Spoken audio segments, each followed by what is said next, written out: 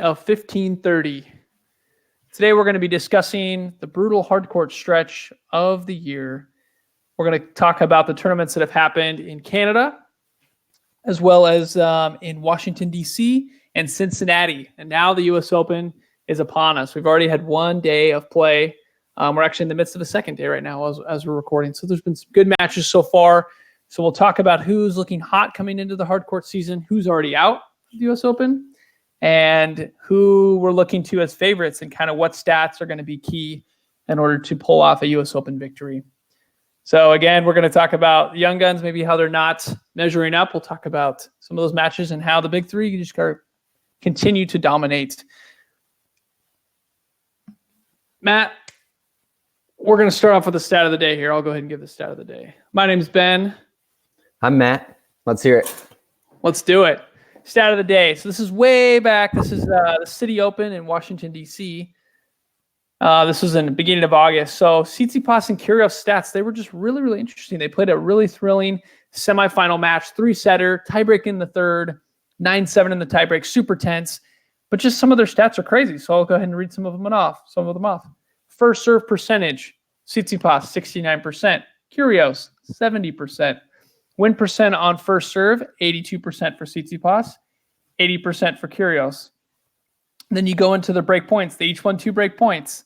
Returning points, receiving points won, 25 for Tsitsipas, 26 for Kyrgios.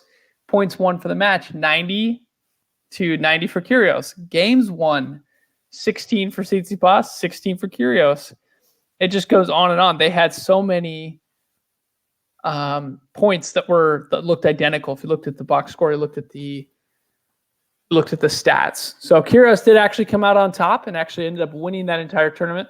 But it was just odd to see so many points or so many stats that look the same. So it's funny to look at the box score there. Really, it did come down to the break points.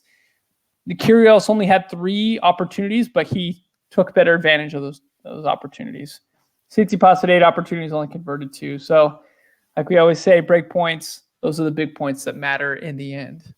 So I don't know, kind of a mirror image there on how they were playing and the way they were winning points, which is very interesting. Yeah, it's right that you see that. Such similar results there, such similar stats. Right, and both offensive-minded players, both, like I said, even down to the serve and what percent points that they were winning, how many serves they were getting in, first serves they were getting in. So pretty interesting. We also know Nadal, he rolled through with the Rogers Cup in Canada. He faced Medvedev, who was in the final of Washington and lost to Kyrgios. Then he made it to the final against Nadal, lost to him. Then he made it to the final in Cincinnati, and he beat Goffin. So he finally got a victory there. This is that maiden Masters 1000. Pretty impressive, but more impressive was just the way it came about. 3 finals in a row. He's exhausted because there's not really any time between any of those tournaments. So he was like, I'm thrilled, but he didn't follow the court because he's like, I'm more exhausted than anything. He's like, I just want to lay in bed and watch TV all day. So hopefully the poor guy's rested up because he's looking good. He won his first round match at the U.S. Open already. But the big story coming out of this is not just that Medvedev won a Masters 1000, but how he did it. He beat Novak Djokovic on a hard court, which is pretty difficult to do, as anybody can attest who's played him on a hard court. He beat him in the semifinals. So we're going to kind of go through those stats, and maybe there's some chinks in the armor there. Maybe Djokovic's not completely invincible on hard court after all, or maybe Medvedev is just stepping up, and the young guns maybe have a chance. So we'll go through the match here. So the stats, 75 points apiece for Djokovic and Medvedev. So tight as we get, just like the Wimbledon final, right? Where it was one of those where it's like 50%, the points. Because once you get to like 53% of the points won, it's a blowout. So these guys were neck and neck. So we'll go ahead and see where Djokovic fell short and how Medvedev took advantage.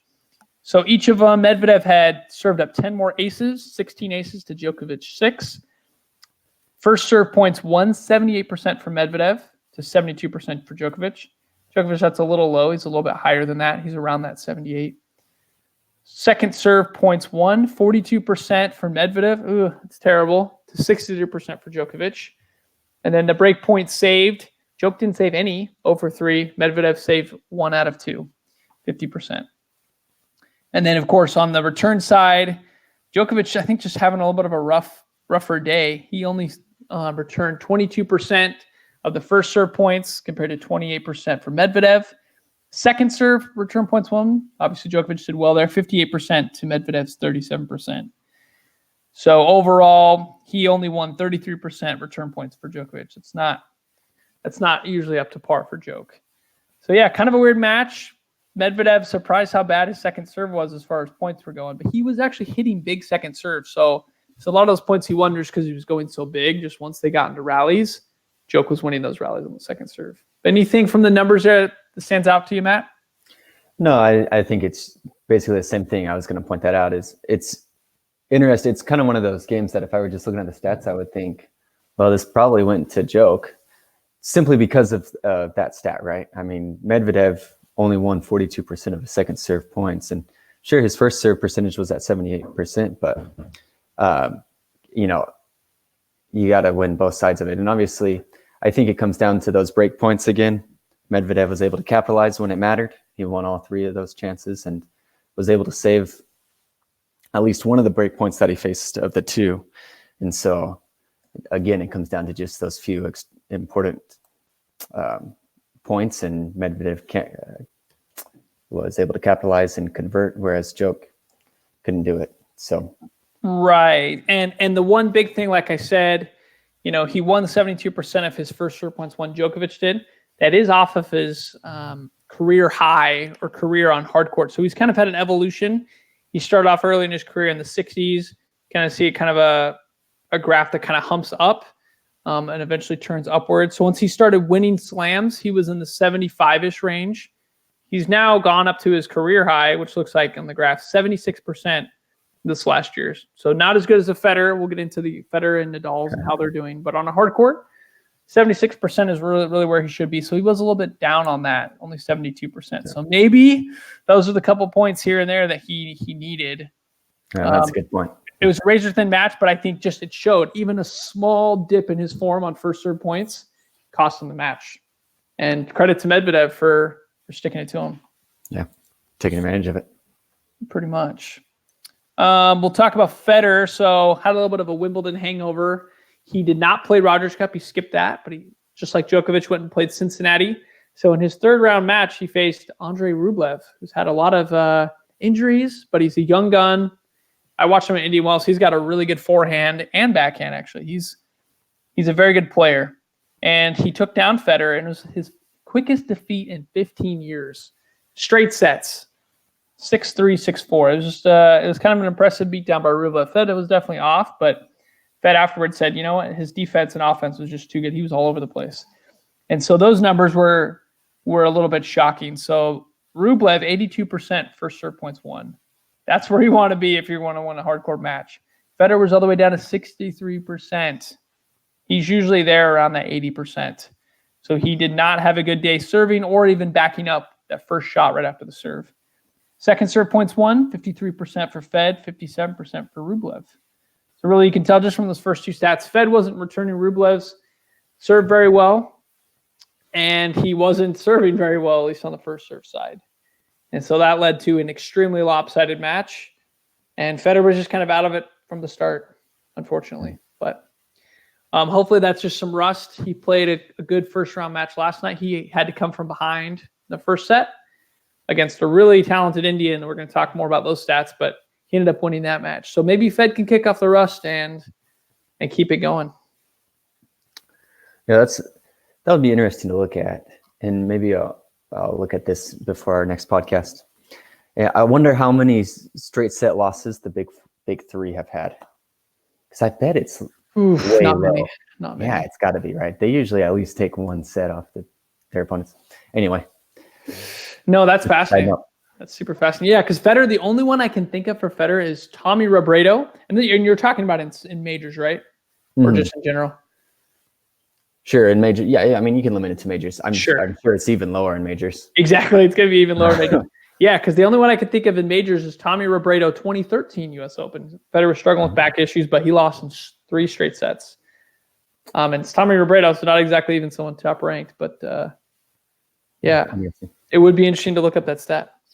One stat that I heard mentioned as well is Federer he lost the first set to the Indian qualifier, Nagal, and they said it was the first time he's dropped a set against an Indian, at least on the top on the ATP tour. So I thought that was interesting as well. He's played several, and that was the first set he's lost to an Indian player. So maybe there's some hope for some Indian tennis. I know Gunswaran already lost to Medvedev, but there's some young guys that look like they can play some tennis. Indian world. All right, so let's go ahead and talk some more tennis here. We got some of the graphs. Okay, first of all, U.S. Open forecast. So I'm on ultimatetennisstatistics.com. 32% is now the odds that Djokovic, is going to be winning the U.S. Open. At least they have it at. It was about at 30% yesterday before some of the matches eliminated. Some players like Team was an upset today as well as Tsitsipas. Nadal climbs up to 32%. I believe he was at 29%. And Federer's 21%, third favorite. So it seems about right. But the fourth favorite, you want to take a guess who the fourth favorite is, Matt? Fourth favorite, probably Medvedev. Did you already say that? No, I didn't. It is Medvedev. Yep. All right. He's all the way down there at 4%. So there's probably a bunch of others. But you're right. Medvedev is the fourth favorite. He's, I believe, the fifth seeded player. But like you're saying, he's playing some good tennis going in. His ELO has definitely had a rise. But what do you think about those favorites? Do you think that sounds about right? The order and percentages?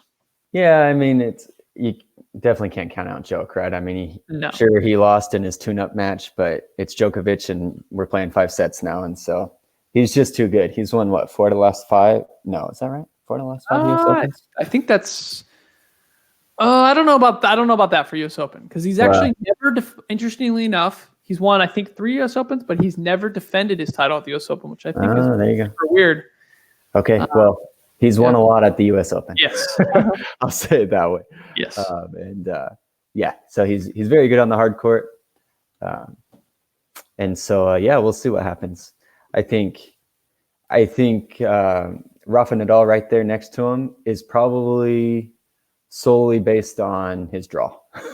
He has been playing well, right? He won in Canada, which is great. He's looking great. He's looking healthy. He didn't overplay himself in these tune-ups, saving himself and his energy for when it really matters. And especially with the loss of some of these young guns coming out, he has by far the easiest route of the big 3. Obviously, Djok and Fed are going to hit each other if they don't lose. In the quarters, they're on the same side of the draw, and so Rafa avoided them until the finals. But other than that, he has a kind of a rough first match. If he can get past Millman, who is a pretty consistent, pretty good player that has some upset potential. But after that, his route, I mean, he might play Sasha Zverev in the quarterfinals. That would be the first possible top 10 matchup that he has. And other than that, he has, a chance to play Cilic in round of 16, Verdasco in round of 32. His next round, he's either playing the 144th ranked or the 203rd ranked opponent. And so it's just, a pretty straightforward route. As long as he can stay healthy, get in, get out, play a clean game, save his energy. I think he's got a chance to make it far. And I think Djok and Fed both have much bigger chances to trip up before they get to the finals. And I mean, if Rafa can get to the finals without one of them two coming out of the other side, he's got a chance. Yeah, no, I agree with that. The one thing to mention, though, that 203rd ranked player you said that Nadal would face next, perhaps, he is Kokkinakis, so he's the guy that beat Federer in Miami a couple years back. I think Nadal should beat him, but he's a big hitter, and if he's feeling it, he struggled a lot with injuries, so I think that's hurt his ranking. But it could be trickier than it looks, is what I'm saying. I would still favor Nadal, obviously, but right, and that's a good point. That's a good point. Yeah. But I agree, and Cilic is not really having the best year. Normally, I would be more worried about that. When Cilic was making Grand Slam finals with regularity, but he's not really had a good year. So no. I agree. It's not looking like that difficult of a draw for Rafa. Pretty fortunate, actually. Yeah. And that's interesting. I mean, so sorry, just one more thing. So I'm looking at Ultimate Tennis stats. They kind of break this down and chances of each player making it to their respective round that they'd play Rafa in. And they have Zverev with a 38% chance to make the quarterfinal against Nadal, and Kachanov with a 20% chance or 19.5% chance under Zverev, which I think that should be reversed. I think that, I don't know, Zverev went to 5 sets in that first round, and Kachanov has, when he plays well, he plays well. I think that I would be more concerned about Rafa playing Kachanov than playing Zverev, that's for sure. That's what I'm trying to get to. Yeah, and their ELO really isn't that far off. It's less than 30 points off, 20 points off. So I wonder exactly what exactly is basing that on. Maybe their quarter, or maybe their group is a little bit. Maybe it's just easier for Zverev. It's possible. I guess there is Tsonga and Hachanovs. Besides that, I don't see anyone that's crazy good. Oh, do you have to put Schwartzman's in his? I guess. I think that's why, because there's 2 guys with ELO over 2,000 in his. I see. That's probably the only reason, because otherwise I agree. I would totally favor Zverev, or totally favor Khachanov over Zverev, but it depends on who you play too. Depends on who you play. Yeah. Yep. Cool. Well, let's go through. So one quick note on Stan Wawrinka. So he played an Italian qualifier yesterday, and he was looking pretty good, even though, again, he was a qualifier. To me, based on the eye test, Stan he was hitting the ball really clean. His forehand, to me, is a good indicator. Backhand is, let's face it, his backhand he can always hit winners off that quarter. But his forehand, he was stepping around it, hitting some beautiful inside-out shots. He was moved, like I said, I think he's mainly just moving well from just watching it. So we can go through the numbers here and look to see if there's some validation here. So Stan won 72% points on first serve, 52% on his second serve. And compared to this guy's last name is Sinner, interesting last name, 62% on first serve win points and 61% on second serve. So second serve, pretty good. First serve, not so much. Then if you go down to the receiving points, this is key for me. Stan won 39% receiving points to Sinner's 36%. Stan, it's common for me to see him with the low 30s or even high 20s as far as receiving points. Back when he was still kind of recuperating from injury, not moving well, 39%, that's like a Djokovic-esque number. That's an extremely good number for winners. So to me, he was moving well, and the stats seem to kind of back me up there. So we'll see if he faces some tougher opponents, like maybe Djokovic in the, round of 16 he could face him in? I think so, yeah, something. That could be true. Yeah, it's either third round or round of 16. So, yeah, I just hope Stan can stay healthy because, again, can't forget that he is a U.S. Open winner himself in 2016. That's right. Because Djokovic, we already talked about him, he's a 3-time winner, but he only won in 2011, 2015 over Federer in the final, and then last year, 2018, over Del Potro. So he's only actually, I would have thought Djokovic would have won more U.S. Opens by now. He only has 3, but still can never count Joke out. That's for sure. Yeah. But yeah, I'm very hopeful for Stan. Yeah. What's interesting is looking at all 3 of, looking at Stan, Fed, and Joke played that first day of the U.S. Open, and they all had more unforced errors than the qualifiers that they played. Fed had 57. Joke was the cleanest. He had like 35 or something, but he still had more than his opponent. And then Stan also had 53 or 55. He was in the 50s. So they all need to clean up their game. It's the first round. Yeah. There's room for error. Definitely. But those are high. Those are high.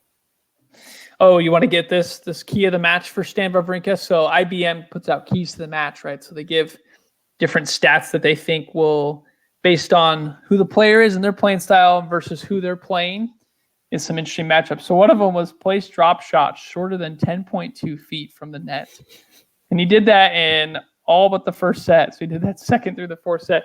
I just thought that was a really funny set. I haven't seen one like that before. It makes me think, is Stan just doing a lot of bailout drop shots? But apparently he's hitting some good drop shots. Maybe you just got to make the young gun run. I don't know what the thinking was there. But sometimes you see some funny stats or keys to the match. I thought that was a pretty funny one.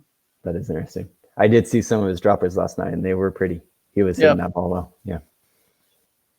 Yep. So let's go move on to, let's see, who do we want to talk about next? We can look at Djokovic. He played yesterday, the defending champ.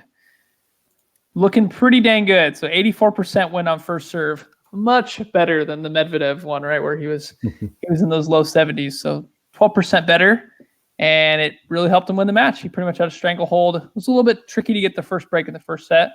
Once he got that, he was pretty much in control. Second serve, 66%. I mean, you're not going to beat a guy if you can't even win points on his second serve. 66% is unreal. 79% net points won, went to net 29 times. Maybe somewhere like a Federer number. That's a lot of times going to the net for Djokovic.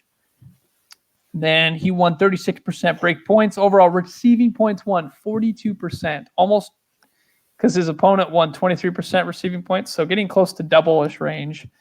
That's just crazy. The dude can return and return. So overall, he won pretty comfortably. Yeah. Well, and you should note that Choke did not face any break points. So that is correct. He did not even face a break point. Yeah. So there was zero pressure there in that aspect on his serve. That helps. Yeah, no, you're right. That really helps not facing a break point. You can even ratchet up the pressure even more. Yeah. So yeah, Djokovic, he's gonna have to be challenged more than that. We'll just leave it at that. Let's talk Federer. We already kind of mentioned Nagal, the Indian qualifier, who took the first set off of Federer. Federer actually was up a break early. He was up 2-0, and then Nagal broke right back, and then it was a dogfight in that first set. Nagal's actually a clay quarter is kind of where his strength lies, and you could tell his serve wasn't very good, but once he got into rallies, he was hitting with spin and with tons of power. So there's some very interesting points. Fed would like slam the ball with the forehand, and you'd think, oh yeah, that'd be a winner or a forced error on Nagal. Nagal would hit it right back. So it was an entertaining match, to say the least. But Fed did have to find at least some semblance of a game and of some good constructive points. So on the first serve, Fed won 71% on his first serve, which again, this year he's been at 80% on the hard court. So probably want to see that improve. So 1% on second serve, less than half, 48%. So that's pretty low. Interesting. And compared to Nagal, right, 59% points on first serve. That's abysmal. And then 46% on second serve. So Fed was feasting pretty well on the guy's serve. Net points, Fed went to net 50 times, so quite a bit. Won 66% of those net points. Would want to see that rise as well. And then Fed won 7 of 13 break points for 54% versus Nagal's 23%. So Nagal also actually created 13 break opportunities. So Fed just converted 4 more of them. So that seemed like the big point there. 62 winners for Fed to 17 for Nagal, right? So you can tell Nagal's just Mr. Consistent, right? Fed was the one that was missing a lot. He had 57 unforced errors. So he's gotta lower those unforced errors. He ended up still winning comfortably in the end in the other sets, but he just needs to kick off the rust, in my opinion. Yeah, I agree. I think he'll be fine moving forward. That first round maybe was a little bit. Yep, a little bit of a tune-up, little warm-up. Right, and it even showed, so if you go to the keys of the match, Fed's was to stand more than 5.8 feet in front of the baseline during rallies in service games, which usually he's pretty good at due to his attacking nature of the game, right? It's hit a big serve, go inside the baseline. But this one, he didn't do it in any of the sets. So I think just maybe his movement was a little sluggish, but he still got the job done. I think he's still going to be proud of his performance there because he's moving on and he can take the lessons he's learning and play into form essentially. Yeah. His quarter is not that difficult. No, yeah. Until he gets to joke, it should be pretty straightforward. It shouldn't be too bad, in my opinion. And then let's talk about Tsitsipas, right? So we talk about these young guns, right? Tsitsipas lost today. Day 2, he lost to Rublev, who we talked about beat Federer a few weeks ago. And this was a very tight match. There were 2 tie breaks that they split. And actually, Tsitsipas had his own little rant against the umpire. He was apparently cramping, taking a little bit of time between points and that type of thing. And he was given some point penalties. And he's just like, oh, you're out to get me. And he's like, kind of berating him, and it's like, oh, it was interesting. He used the term weirdo, actually, which at least it's better than whatever Kyrgios calls people these days. So. Yeah. That was interesting. You don't want to repeat the things Kyrgios. No, we can't repeat the things he said, but yeah, Tsitsipas just not doing it. 69% win percent on first serve to 74 for Rublev. 50% win on second serve to 52 for Rublev. That 2% small, but it makes a pretty big difference in the end. It's giving you more points on their serve. Net points won. Tsitsipas went to net a lot. Similar to Federer's, right? Federer had 50 times to net. Tsitsipas had 48. Converted 69% compared to Rublev's 82%. The few times he went to net, he was more efficient. And then break points kind of sealed the deal. 3 for 13 Tsitsipas, 23% to 5 for 20 points, 25% for Rublev. So ultimately, he was able to win by 10 points. And not only win by 10 points, because as we saw from Wimbledon, it's not just about Federer won 14 more points than Djokovic. You got to win the match, and Rublev also won the match. So kudos to him, and Tsitsipas is left kind of searching. He's this number 8 seed, and he had another first-round exit from a major. Yeah. So I don't really know if I can explain it, but that's just he's just not playing as well as he was in the first half of the year. No. And you have to give a little credit to Rublev. I mean, in the 3 tournaments leading up to this, so he lost in the qualifiers at the Canadian, which isn't great. But after that, so in Cincinnati, he beat, obviously Federer, and then lost to, streaking Medvedev in the quarters, who ended up in the finals. And then he made it to the quarters again at Winston-Salem, lost to Shapovalov. So, he had a good tune-up. He was playing consistent, playing well, getting to quarters and stuff. So maybe he's just playing pretty consistent. Yeah. More than Tsitsipas. I mean, I still think, obviously, Tsitsipas is the 8th seed. Should have been able to handle it. Should have been able to take care of the match. But yep. What I'm seeing going through the different sets. So his first serve percentage, pretty decent. It goes from it's in like the high 60s, so not great. 70 set 2, 77 set 3, which is great. Set 4 goes down to 56%. So I wonder if it's a fitness thing, maybe the cramping. Maybe. But some reason why he just either Rublev had a better level in the 4th set, or in my opinion, probably just the serving went down from there. So yeah, a little bit of a shame, but hopefully Tsitsipas can take it and improve, because he still had a great year, but just kind of the last 2 majors of the season was a little disappointing. Yeah, most definitely. But maybe we could say that for all the young guns. They've been exciting, but also a little bit disappointing. Yeah. Kind of sums it up. Yep. Well, it's interesting. And I think that the fitness and things is definitely a big point. I know Federer at one point in his career went over to somewhere in the Middle East to train so that he could just like acclimate and play in these extreme conditions, so that when he played in the heat of, the US Open and stuff, it didn't affect him, didn't cause him to cramp and stuff. So, right. I mean, these big 3 just are willing to do a lot of stuff to be able to find that next level, find that next gear, and really just maintain the stranglehold they have on the tennis world right now. I think, I don't know, I think that the youthfulness of this, of the youth movement, is they just need to kind of mature a little bit and figure out what they're doing. I agree with that. Definitely. And I think that was Dubai, where Federer likes to sometimes train at.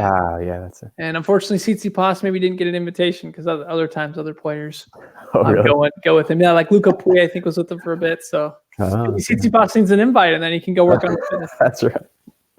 Go play in the desert. Well, yeah, one other cool thing that US Open has is they have the men's singles statistics. So for all the men's matches for this year, they have all the stats. So a lot of them are like total numbers, like total first serve points won, or total retirements, the number of 5-set matches. So already we've had 13 5-set matches, and out of the 51 matches played. But some of the things I thought were interesting. So they have their average first serve percent points won.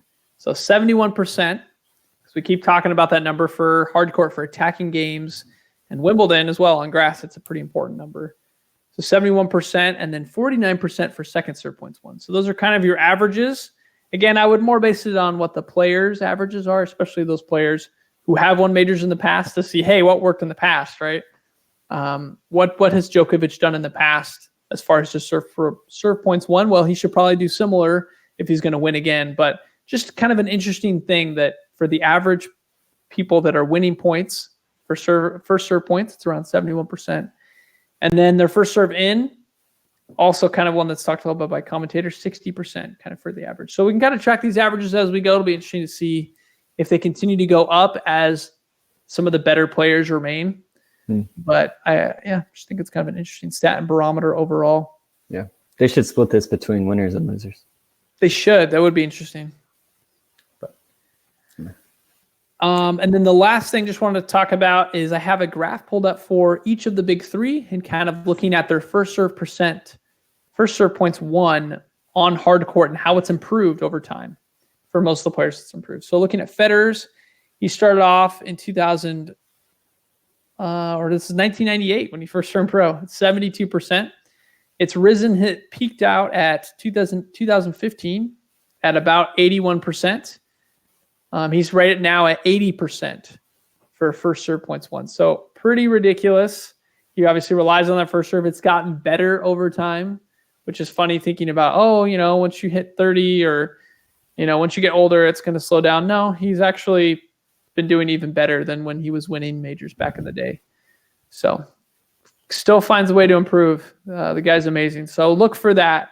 If Federer continues to struggle to win, to get those easy points or those setup points, I like to call them, a serve and then a nice forehand to the corner or whatever he has designed going to the net, those shorter points. If he's not designing those points very well, I don't see him winning the U.S. Open or even getting to face Djokovic.